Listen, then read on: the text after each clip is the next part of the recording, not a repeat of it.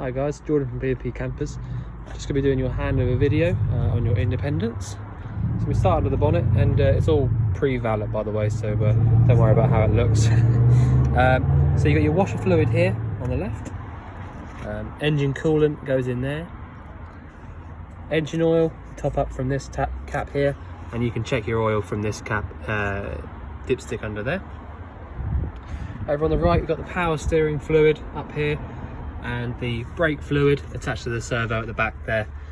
So that's where you top those up, although obviously it has already had its full service, so you shouldn't need to do any of that. The bonnet release is in a strange sort of place on these ones. It's under this little cap on the passenger side. And I will just show you a few bits on the driver's side so you can see. So you got electric adjusting mirrors, so you slide that left or right for the left or right mirror, and then use that to adjust as you like. To actually get to the engine battery, it's just under this cap down here, just so you know that. If you ever needed to jump start or anything like that, it's just there. So you've got cup holders, but mainly you got the indicators and lights on the left hand side, washer fluid and wipers on the right. Air conditioning switch is here in the middle, and then obviously if you were going to get it cold, down to the cold. And the aircon will only work when you've got this up to the a certain number there, and your sort of adjuster for where you want the air going. There on the left, 6-speed manual gearbox, and to select reverse, it's lift up, over and up to the top, like that. Hazards are up there on the top, and yeah, I think that's about it for on there. Right, so you've got a sliding door both sides, but the offside, so driver's side, is pretty well useless, if I'm honest. You know, once you've got these bits open, like these two bits here, then you know there's really no point having this open. But I suppose you could have your table or whatever out here. You know, so you've got the rail down here, so if you wanted to sit outside, you could have your table attached there. But for the most part, you're going to have this closed, I'd imagine.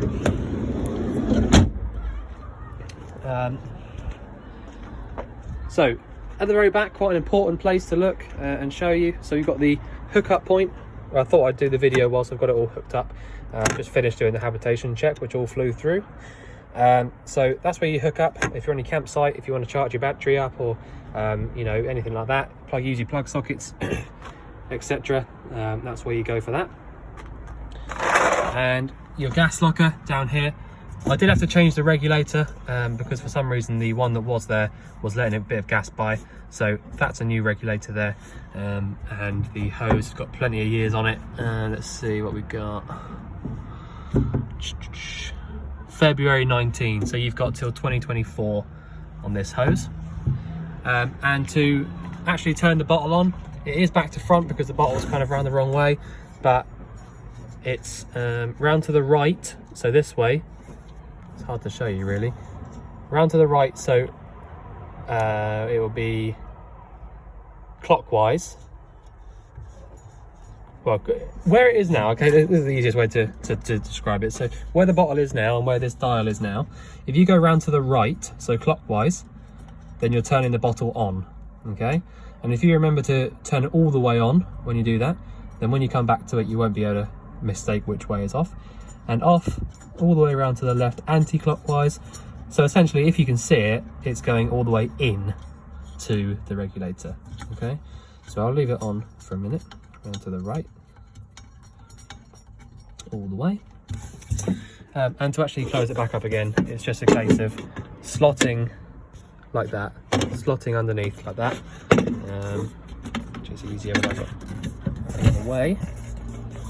Just using both hands now. And then basically just turn these around like that. So they're like that. That's totally solid and obviously legal because it's in the metal box. So if I undo those now, pop it to the side, and that's all I need to show you at the back. You've also got your carbon monoxide tester here, so if any gas was to be let by and came out of the locker, although the gas would run down, that's why you got a little dropout hole to the floor inside the locker there. But if you did have any carbon monoxide, any wasted gas or anything like that, this would pick it up. Right, so inside the van, I'll show you first off, just before, just in case I forget, it's the most important part really. You've got your bed, which is a bit of, you need to get used to it a little bit, and I'll show you how it works. So you've got on the actual key fob itself, it's an electric moving bed. Okay, so in the position where it is now, which is totally locked, this bit which moves up and down has pushed this button off. Okay, so that'll stop it from moving. So if you switch it up, and again it's awkward to do this with one hand, if you lift this lever up like that and then press, okay, so that's the way. If you go like this, press this button which is up, then it will close this down. It's a bit confusing, but if you lift this up again now, up out of the way, and then flick this to the on position again, and then use the down switch. If I now use a down switch, okay, no, other way. Okay, other way. So up, as it would make sense, is for it to come out. Okay, so if you hold the up button now, the bed will come all the way out and lay completely flat.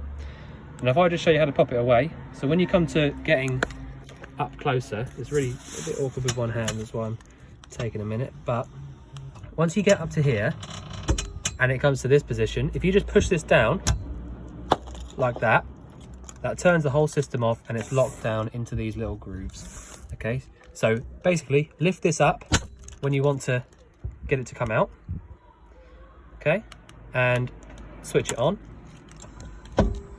So lift it up, then it'll come out, and when you're putting it away, get to the same point again and then push it down. That's it, that's all there is to it. So that's your bed. When you're hooked up, you've got this battery charger inside here, the AA, the yellow battery charger. When you actually plug the hookup cable in, you need to press the mode button until you get these two signs at the top come up, which is a car and an ice symbol. Okay, so you can do this any way you want, but I found that the best way to do it was to have it like that, so that it slowly charges the battery up, which you can see here. So when you've got your hookup cable on, it's two separate things.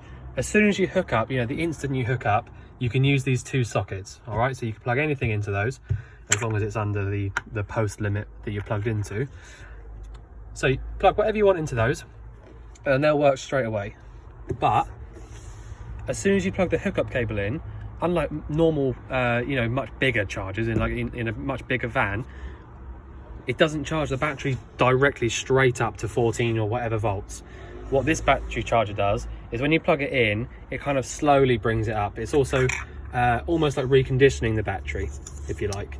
So when you plug it in, you'll find that this starts slowly going up. So it started on about 11.5 when I plugged it in, and it's now on 13.1.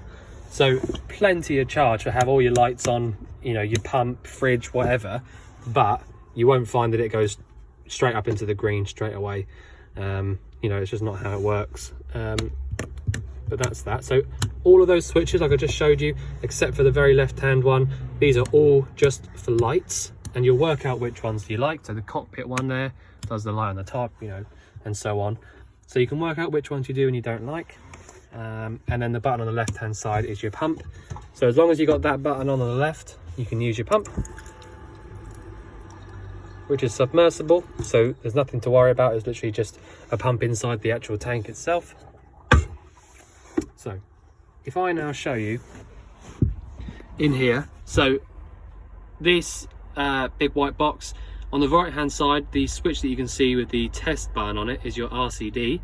And so basically what you need to do, if you plug a dodgy plug into one of your sockets up there and then you find that it stops working, then you need to come into here and switch that RCD back into the up position. And if you find that it still doesn't work, then it's more than likely that your the post that you're plugged into will have an RCD on it as well. So you find that that's probably tripped as well. So something to bear in mind. Down lower, that is your gas locker, so don't worry about that, that's just a gas locker. The split charge thing there is your split charge relay, so that comes directly from your engine battery. And so essentially what that means is that when you start your engine up, the alternator will charge the engine battery, which will then in turn charge your leisure battery, which is underneath this box here, or inside the box, sorry, which you can get to by just taking the lid off, but you don't need to get to that because it's all good anyway. But yeah, so as soon as you start the engine up and start driving, your leisure battery here is being charged right up. And if I'm honest, it actually charges it up a lot more than the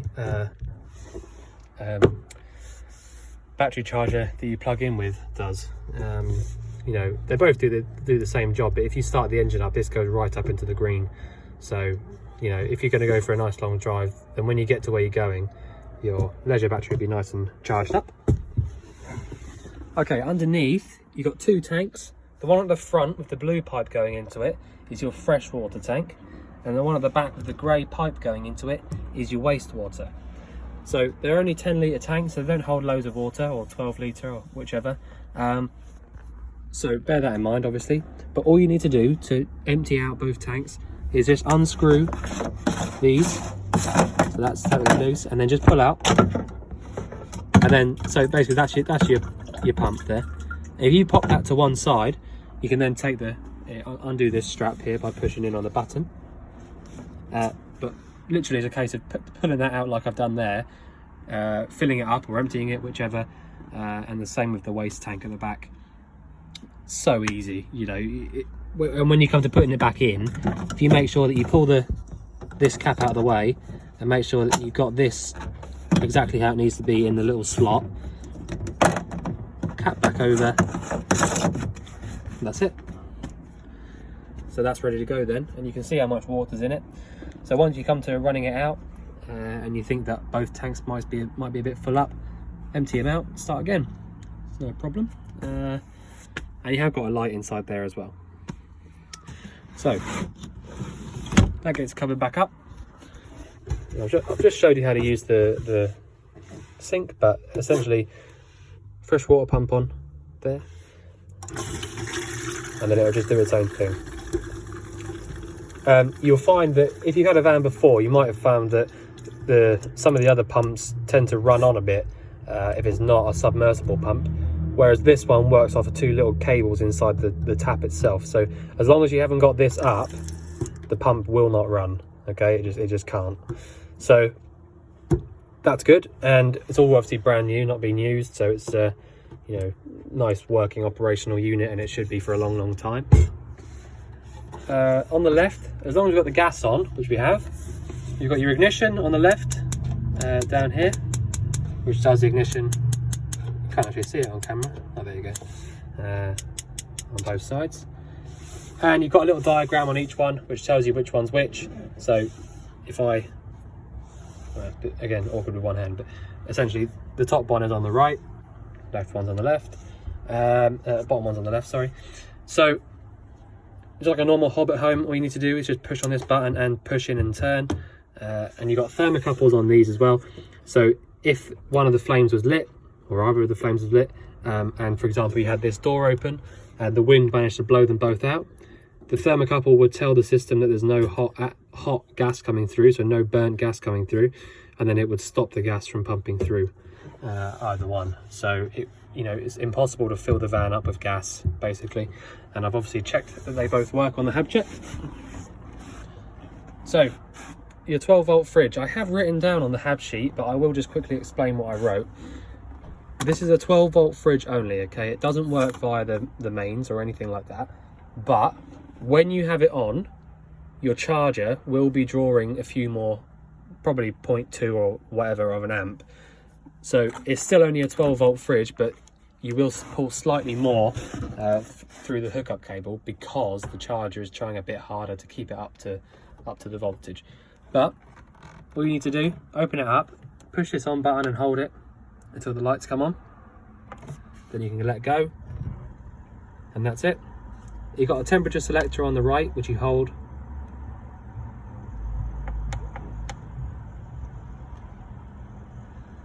and basically just go through and choose what temperature. But if you've got it on the maximum there, then you know it's no biggie. You can leave it exactly there, and this will get into freezing temperatures, and the rest of it gets cold really nice and quickly because it's brand new. And again, I mean I say that, but they do work really well anyway, the 12-volt fridges. They just get cold much quicker than most other fridges do. So these will work, or this does work, either way. Okay, so if you have this running like it is now, when the engine's on, it will still carry on doing its job, and when you get where you're going, it'll still be freezing cold. So it works whenever, wherever, which is brilliant in my opinion. So again, hold it until it goes off, and that's it. That's totally off.